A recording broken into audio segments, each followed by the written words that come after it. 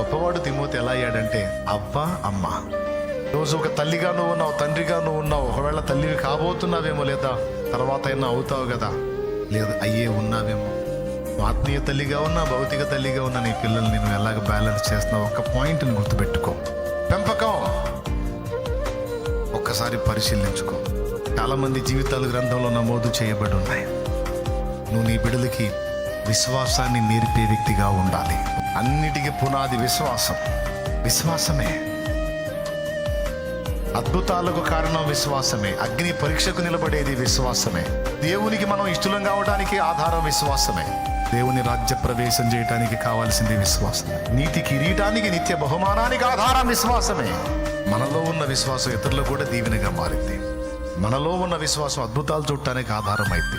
మనలో ఉన్న విశ్వాసం అగ్ని పరీక్షకు గురై ప్రభు ప్రత్యక్షమైనప్పుడు మెప్పు, మహిమ, ఘనత పొందడానికి అదే కారణం.